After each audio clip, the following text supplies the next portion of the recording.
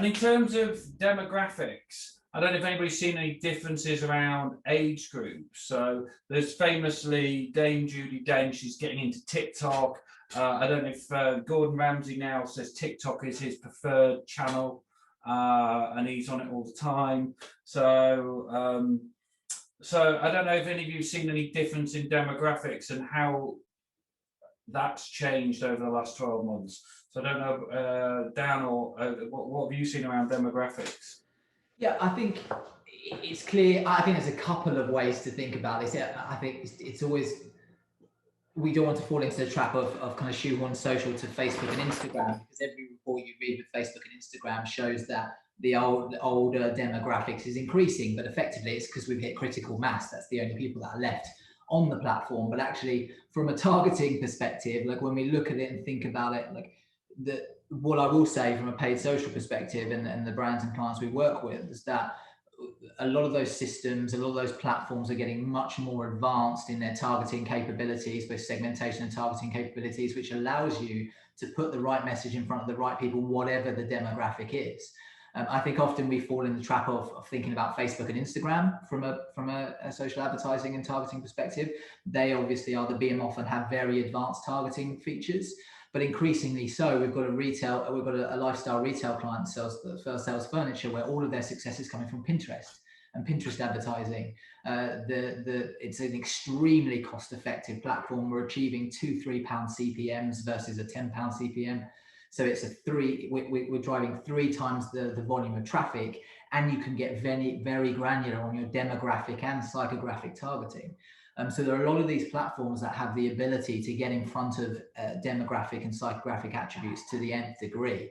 And I suppose what I'd like to talk to clients about is very, what we shouldn't fall in the trap of is thinking that we're always talking about Facebook and Instagram when we're talking about social media, because we've already mentioned TikToks and the like, Snapchat and TikTok, and both of those have advertising platforms, but some of those ill-forgotten sometimes platforms like Pinterest advertising, even Reddit advertising, has some really interesting targeting capabilities. I nearly put a question in about Reddit. We see quite a lot of and Quora's the other one, is like people forget about these sort of, but it's a smaller number, but it's a highly engaged audience and easy to get cut through.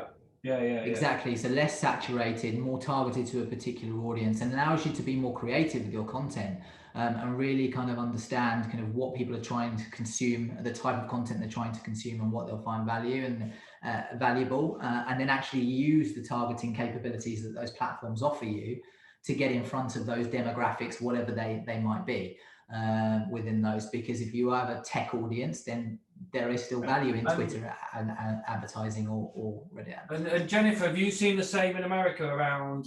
So one thing that's been quite highly publicized in Europe is that the older demographic are getting more into social media. But actually, I think Dan's point's right. All the young ones are sort of on it already. So this other generation now need to get on it.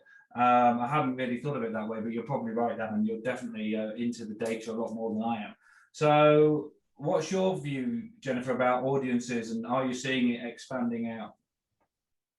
Yeah, I mean, I think there's been this conversation for, I don't know, maybe everyone can back me up, like at least 5 years, that like the older demographics are leaving Facebook, right? Like how long has that conversation been in the space? And I mean, sorry, that the younger, you know what I meant, that the younger demographics are leaving Facebook, that it's getting older and older.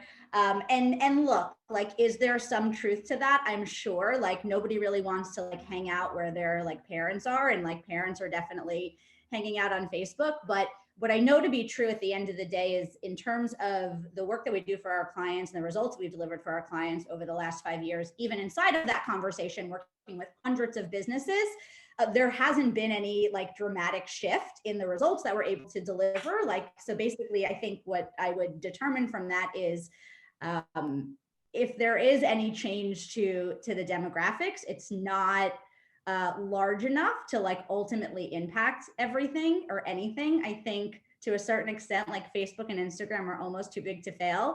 I definitely like hear the conversation of including other social media channels, and I'm super biased. Facebook and Instagram is where we do everything for our clients. It's where I get all of my business.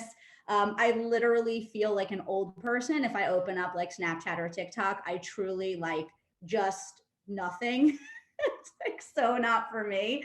But yeah, I mean, I do think it just in terms of like what's happening in the US, yeah, obviously these other platforms are blowing up. But what I notice is that people are talking about, like you kind of touched on this before, John, that people are like taking TikTok videos and putting it on Facebook. Like people are on Facebook to promote that they're going on Clubhouse. Yeah, They're and on with Facebook to share their TikTok videos.